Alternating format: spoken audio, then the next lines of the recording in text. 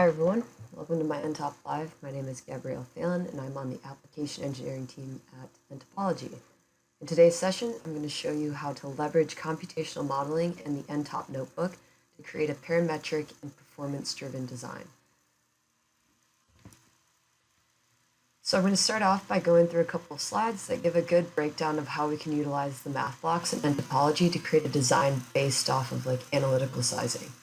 Then we're going to jump into the software, and I'm going to show you how this concept ties in with leveraging the capabilities of the nTopology notebook to link variables together to create a parametric workflow. Then I'm going to get into some more advanced mathematical techniques in varying geometry with field-driven design in unique ways such as creating fins that follow a sinusoidal path. Alright, so the title of this slide kind of says it all. If it's an equation, we can use it within nTopology. Essentially, we can use it for analytical sizing of our design. And I think I want to give a breakdown of these thermal equations that we'll be using. For example, the formula for heat load. Through just manipulation of the equation, we're going to be, in this case, solving for the target surface area. This is just how this workflow works in this case.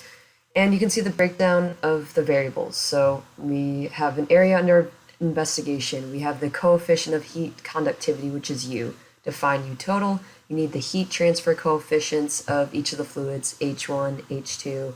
We have an input thermal conductivity coefficient of a material based on whatever material we're using. We have a fin thickness. But these are all going to be inputs you'll see when we jump into our nTopology notebook. But I wanted to give this side-by-side comparison of what these equations look like, which they're pretty simple equations, and what they look like within nTopology using the block system. So you can see U total looks like this within nTopology. It's a little bit different using the block system, but it's really easy to just write an equation down and say, okay, how do I build this in nTopology using the blocks? And for target surface area, for A, we need the total load over U and delta T. Here it is in nTopology. So I think this gives a really good breakdown of if it's an equation, how we build it using blocks. Taking a little step further with the modeling calculations, which this will make more sense when we actually jump into our notebook, but the way that this workflow works in the example that I'll be showing is that we determining the number of fins that we're going to utilize in the x direction. So how do you find that? Well, you have, in this case, an input overall hex length. And to find the number of fins that should propagate that space is you divide it by the fin spacing, your input fin spacing. So these are all going to be inputs you'll see within nTopology. You'll see that this is divided by 2, so we're actually going to get half the amount of fins in the x direction, and that's only because I'll be using some remap operations later just to speed up the just kind of calculations and rendering. But this is just, again, giving you a good overview of, okay, we have an equation, how do we build it using blocks? And this will make much more sense when we jump into the software, and we'll do that right now. Okay, so now we're in nTopology, and we're looking at this little power module here. And let's go section by section and give you a little idea of what's going on. Starting off with thermal parameters. So as you saw in the previous slides, the inputs in this case are overall heat transfer coefficients of fluid 1, fluid 2, delta T, thermal conductivity coefficient of material, so it's going to change depending on what material you're using. And these are inputs in this case. And then, as I mentioned, we're looking for the target surface area, because what we're going to be doing later is that we have all these design parameters, which I'll go through later, but we'll be able to compute a surface area based off of our design parameters. And then we're going to be able to calculate this computed surface area based off of these input design parameters. And what we're going to do is compare the computed surface area to the target surface area. So if you want to achieve a certain overall heat transfer based off of these inputs, you need to target a surface area of this magnitude. And this is just giving a ratio compared to the computed surface area of what you're modeling compared to the analytical surface area. So let's go back up here and talk a little bit about the notebook, making variables, and being able to create a parametric workflow. So for example, heat transfer coefficient H1. If I select this, you can see that this utotal here gets highlighted. There's a blue, dotted blue line right here. And that's basically saying that this variable is linked to what's going on in here. And if I expand this, you'll see that h1 exists right here. It's being utilized. So you'll find that if I select other variables here, delta t is being utilized in the target surface area equation. If you remember from the equation before, that's how we calculate target surface area. Delta t is utilized in that. You'll see h2, again, utilized in utotal. And when we get to the modeling design parameters, for example, the overall hex length, that was what we're going to use to find the amount of fins in the x direction. So if I select this, you'll see that within our basic modeling calculations, you'll see this equation that I showed on the slide, utilizing hex length. We'll use hex length divided by your input fin spacing to find the total number of fins that you're using in the x direction. And then what I'm able to do is extract the x count. In this case, I said it's divided by 2 because I'll be using some remap operations later.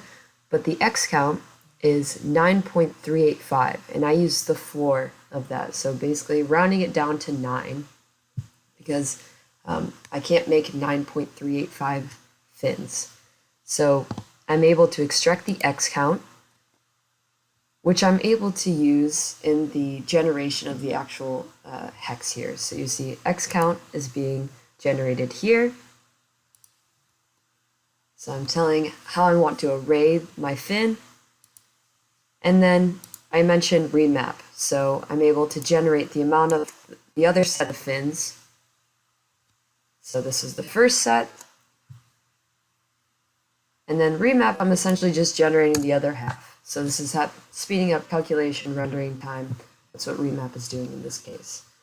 But as you can see, we have all these inputs. We can make these as many inputs as we want, whatever input we want. But as soon as we start making variables for them and linking them within equations, we can link them to modeling operations. As you can see here, I had this section called basic modeling calculations, which is related to the basic actual modeling of the hex here.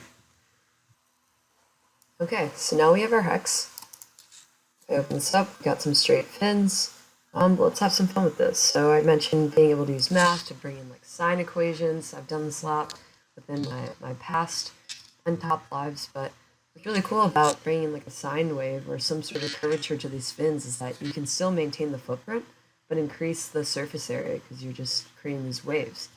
So again, it's all just math. We can bring in a sine equation just by using remap field. We put an equation of a sine wave in here. And then I just have some sources of like where this where we're bringing in like the amplitude. So in this case, I'll just designate a plane over here, drag this. Let's put a wavelength of, let's try 5 here, and bring in this source into our amplitude variable. Again, when we link up these variables and have these inputs, just a matter of dragging, dropping, letting nTop do the work here. So here we have our new little power module here, and we have some curvy waves or fins here. And just want to note, like for example, if I go back into hex design parameters, this is a computed surface area. So you can see this is the magnitude. If we go back to our straight fins, let's show that. You can see the computed surface area dropped. So you can see how the curvature really plays a role in increasing like, the surface area of this part and still maintaining that footprint. Some more just advanced modeling techniques using math and bringing in curvature into the design. Here's like an interesting power module. There's other things that we could bring in, like a keep out zone. So for example, we have this box that we brought in, and we can drag it around to create a keep out zone. I'll show you what that looks like. But if we want a larger keep out zone, we can increase the length, the width. Let's see what this looks like here. It's going to drop the surface area, obviously, because we're removing more of the fins, but just more design techniques to this kind of workflow that we can incorporate. All right, so hopefully I got the point across of if it's an equation, if it's math, we can leverage it within nTopology. And then the ability to create variables and link these variables together within our notebook really allows you to create a truly parametric design of just changing inputs, dragging and dropping, and letting nTopology do the work. So hopefully you enjoyed the video. Please make sure to continue watching these so you don't miss out on more cool applications of nTop. Thank you for your time.